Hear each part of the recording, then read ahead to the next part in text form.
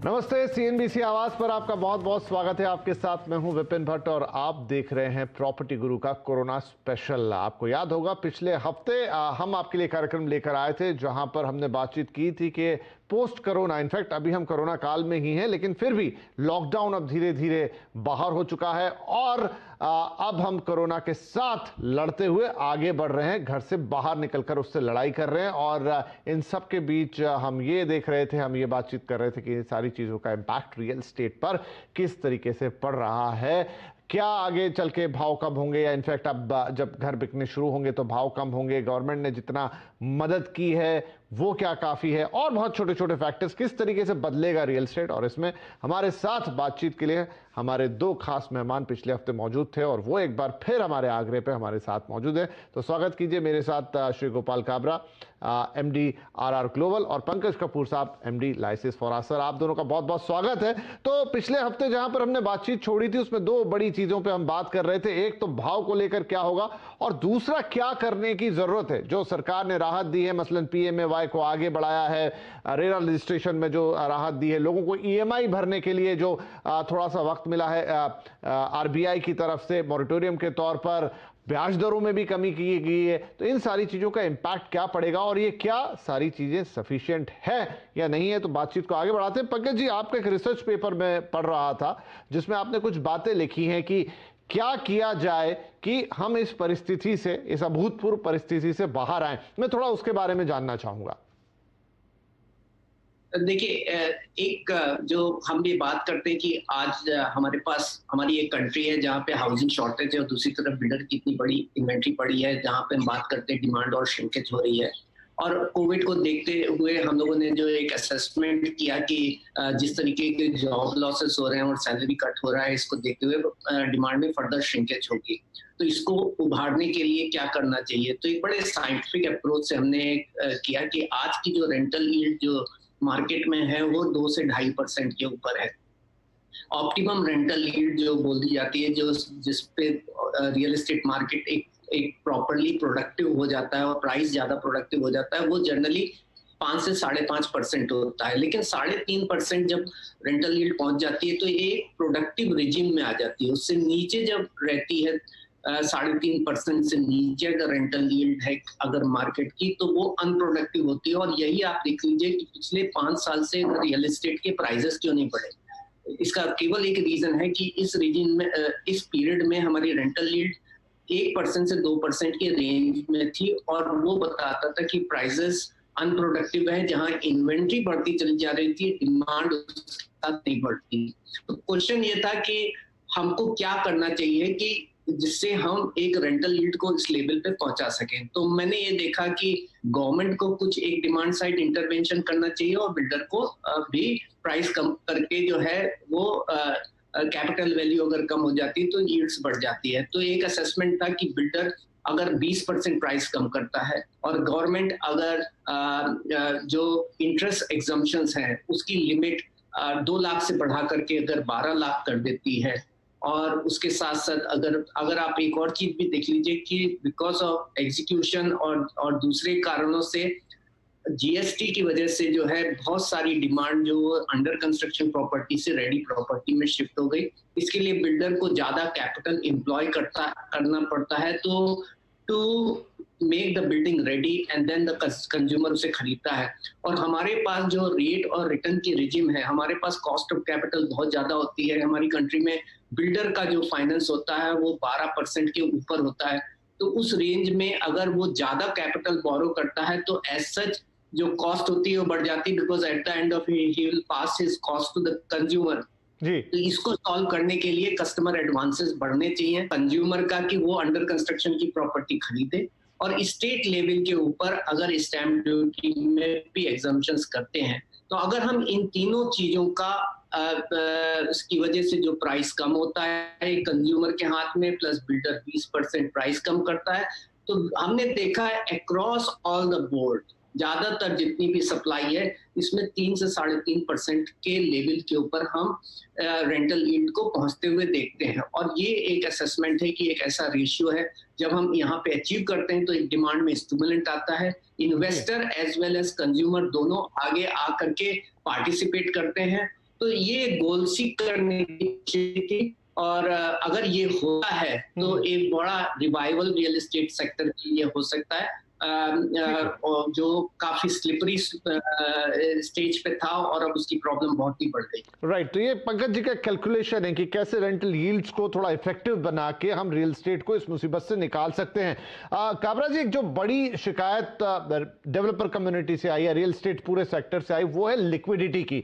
उनका यह कहना है कि सरकार ने काफी सारे उपाय किए, लेकिन एकदम जिससे लिक्विडिटी, जो पूरा ईंधन है, जो ऑक्सीजन है, उसको लेकर मामला अभी भी उतना अच्छा नहीं है, क्योंकि वहीं पर जाकर बात पूरी तरह से फंस जाती है। हालांकि एनबीएफसीज के लिए काफी प्रावधान, जो पैकेज अनाउंस किया वित्त मंत्री ने, उसमें किए हैं। आपको लगता है कि वो सफिशिएंट है, और जितना बड़ा मार्केट है और जिस लेवल पर आपको लिक्विडिटी की ईज चाहिए, वो उस डिमांड को पूरा करेगी? देखिए, ऐसा है कि लिक्विडिटी बिल्डर के लिए डायरेक्ट अपना ईज करना सरकार के बस की बात नहीं है, क्योंकि अधिकतर बिल्डरों की या तो पोजीशन वैसी नहीं कि सरकार लिक्विडिटी उनको दे। इसका रियल तरीके से, हाँ, एनबीएफसी का फर्क पड़ेगा, बैंकों को दिया है 10% लिमिट सरकार ने, सबको एक्स्ट्रा करके दिया, लेकिन इनकी रिक्वायरमेंट बहुत ज्यादा है। इनकी रिक्वायरमेंट सिर्फ इनका माल बिकने से ही ठीक हो सकती है लिक्विडिटी। इनको देखे सी, आज अगर इनको पैसा दे भी देते, चलो सरकार एक रास्ता निकालती है, मैं बोलता हूँ कि सबको 20% 30% एक्स्ट्रा लोन दे दे। वो क्या लोन उनके लिए सस्टेनेबल होगा क्या? उसका ब्याज जो चुका पाएंगे क्या? पहले जो उन्होंने सबने लोन लेके रखा है उसकी कॉस्ट और डे टू डे कॉस्ट और माल नहीं बिकता है उसकी एक्स्ट्रा कॉस्ट, तीनों कॉस्ट वो नहीं निकाल पाएंगे। इसका तरीका एक है कि ऐसे टाइम में यही तरीका होता है कि आप अपना माल बेच के सस्ते में इनकैश करके अपना वो लिक्विडिटी को फ्लो बनाना ज़्यादा बेटर है। हमारी फैक्ट्री है, राइट, हमारी फैक्ट्री में भी 21 दिन का स्टॉक है।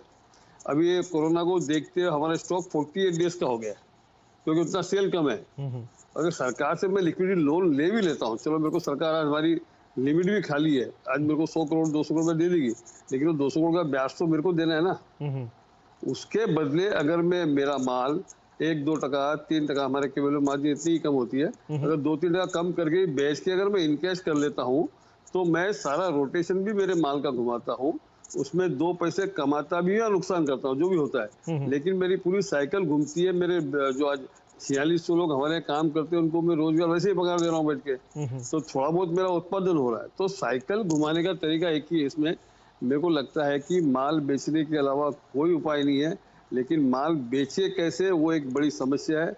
जो पंकज जी ने बताया, मैंने पिछले हफ्ते बताया एपिसोड में, वो पूरा का पूरा सरकार कर सकती है।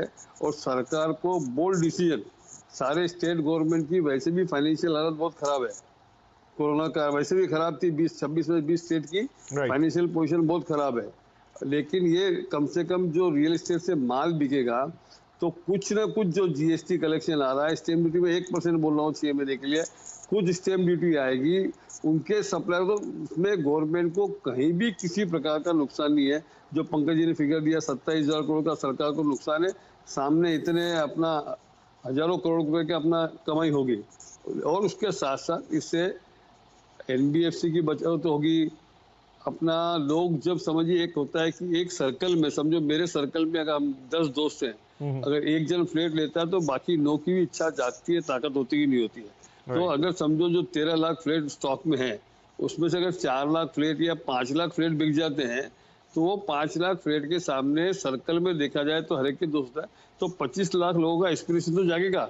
उस 25 लाख में से साल भर में 2 साल में फिर फ्लैट लेंगे, तो मार्केट में रोटेशन की बहुत जरूरत है। और इसके पीछे जो रोजगार क्रिएट होगा, वरना अगर रियल एस्टेट नहीं चलेगा तो वैसे भी रोजगार की समस्या हो रही है, कम भयंकर हो रही है। सब कंपनियां पगार कट करने की बात कर रही है, फ्रॉम 10% से लेकर 40% तक, जितना हायर स्लैब है उतना हायर कट हो रहा है। तो अगर ये समझो ये रोजगार भी यहाँ से चला गया, ये रियल एस्टेट सेक्टर मरेगा, तो खाली रियल एस्टेट नहीं मरेगा, इसके पीछे सीमेंट, टाइल्स, फर्नीचर वाले, architect, MEP consultant, electrical contractor, इतनी लंबी क्यू लगेगी इसमें। तो वहां अगर लोगों के रोजगार वो चले गए और वहां पे पगार का स्लैब और कट गया, तो फिर ये कोई सेक्टर बचने वाला नहीं। आने वाले इसको 6 महीने नहीं, मगर अगर नहीं ध्यान दिया गया सरकार की तरफ से, तो मेरे को लगता है कि सेक्टर 5 साल तक नहीं चलेगा।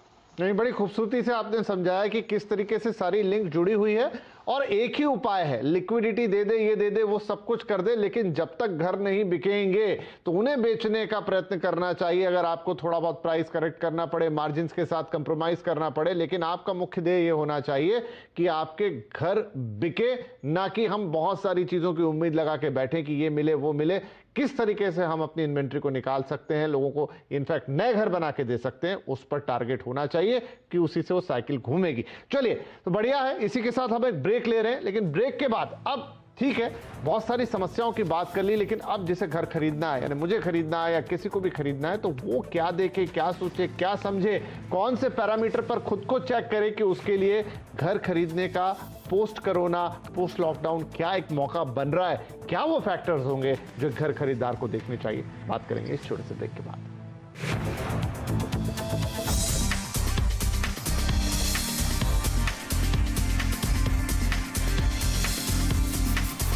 Welcome back. आप देख रहे हैं प्रॉपर्टी गुरु का कोरोना स्पेशल और हम बातचीत कर रहे हैं रियल एस्टेट मार्केट पर आए इंपैक्ट की। हमारे दोनों मेहमान हमारे साथ बने हुए हैं, पंकज जी और श्री गोपाल काबरा जी।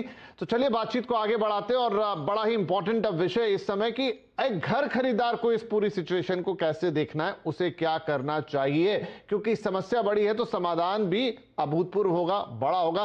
पंकज साहब, अब जैसा हमने पिछले एपिसोड में भी बात की थी कि सेंटीमेंट ऑलरेडी खराब हो गए, आदमी को डर लगेगा खरीदूं ना खरीदूं, इतना बड़ा इन्वेस्टमेंट, बहुत सारा डाउन पेमेंट करूंगा, उसके बाद कई सालों तक बड़ी सी किस्त चलती रहेगी, नौकरी का क्या पता, धंधे का क्या पता, तमाम तरह के सवाल। लेकिन क्या वो पैरामीटर्स होंगे जिस पे आप एक सही जजमेंट लेंगे, आपको घर खरीदना चाहिए, कितना बड़ा खरीदना चाहिए, कैसे खरीदना चाहिए, अभी खरीदना चाहिए कि नहीं खरीदना चाहिए?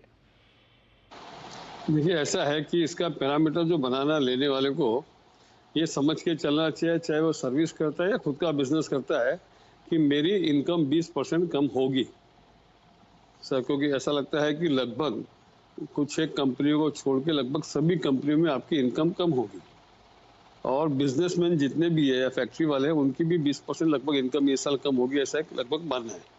तो पहले तो मेरी 20% इनकम कम होने के बावजूद ये मेरा बैठता है क्या?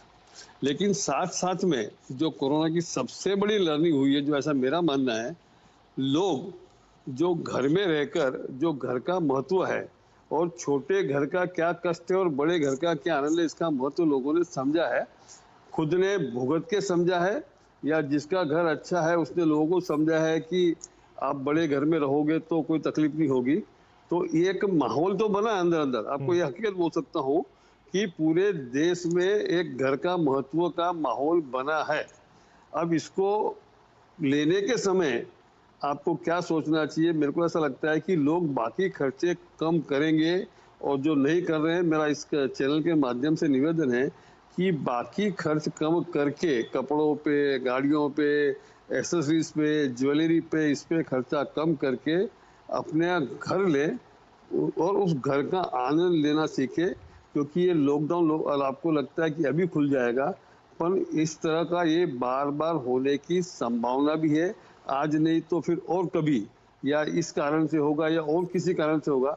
लेकिन धीरे धीरे आप ये समझ में चलिए कि आपका जितना बाहर महत्व था ऑफिस का या आपके बिजनेस का या सोशल का, उससे कई अधिक महत्व आपके घर का हो गया।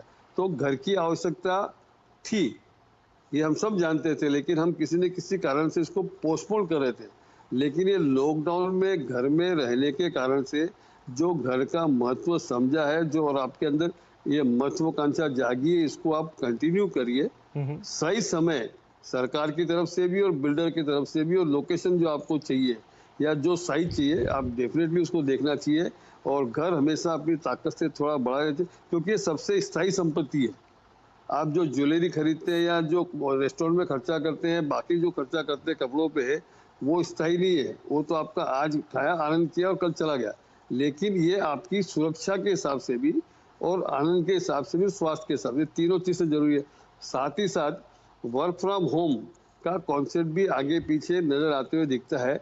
फुल्ली, पार्टली और पार्शियली, तीनों में से कुछ ना कुछ होगा। तो कई कंपनियां हो सकती है कि आपको बोलेगी हफ्ते में एक दिन आप घर से काम करिए, कई कंपनियां बोलेगी हफ्ते में 2 दिन काम करिए घर से, क्योंकि इसमें कंपनी कॉस्ट भी कम होती है और आपका भी फायदा होता है। तो ये सारे वातावरण ये समझ जाइए कि वर्क फ्रॉम होम ना तो फुल्ली सक्सेसफुल होगा ना फुल्ली फेल होगा। जी। ये कोई बीच का रास्ता कंपनी वाइज और सेक्टर वाइज निकलेगा।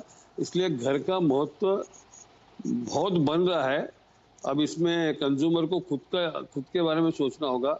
सरकार का योगदान तो निश्चित रूप से ये सेक्टर को लगेगा ही लगेगा, और बिल्डर लोगों को भी एक सामने हिम्मत करके अपने प्राइस करेक्शन को देखना चाहिए, क्योंकि हम सभी बिजनेस में जानते हैं कैश इज किंग। जिसके पास कैश रहेगा, बिल्डर आज कम भाव में बेच के अगर कैश है तो उसको आगे चल के अच्छी प्रॉपर्टी मिलेगी जिसमें वो कवर कर सकता है। वरना अगर जो बिल्डर इसमें होल्ड करेंगे, मैं निश्चित रूप से बिजनेस का 46 साल का एक्सपीरियंस से बता सकता हूँ कि वो सभी भयंकर घाटे में जाएंगे। जी ठीक है, बहुत ही शानदार पर्सपेक्टिव यहाँ पर दिया काबरा साहब ने कि कैसे घर का महत्व और बढ़ गया है। पंकज जी, आप इसमें क्या जोड़ेंगे? क्या वो चेकलिस्ट होगी जो एक बायर को देखनी चाहिए और फिर एक डिसीजन लेना चाहिए, और क्या पोस्ट कोविड उसके लिए जाने अनजाने एक मौका बन रहा है? देखिए, घर सबकी एक चाहत रहती है और बड़े घर की सबकी चाहत रहती है। हालांकि एक चीज मैं जरूर बोलूंगा कि रियल एस्टेट में क्योंकि डिमांड इतनी होती है, मतलब एक एस्पिरेशन लोगों की होती है, क्योंकि एक बेसिक नेसेसिटी है लोगों की, और प्राइस ऐसा होता है कि इसमें प्रेफरेंसेस नहीं रहती, इसमें फ्रस्ट्रेटेड प्रेफरेंसेस रहती है।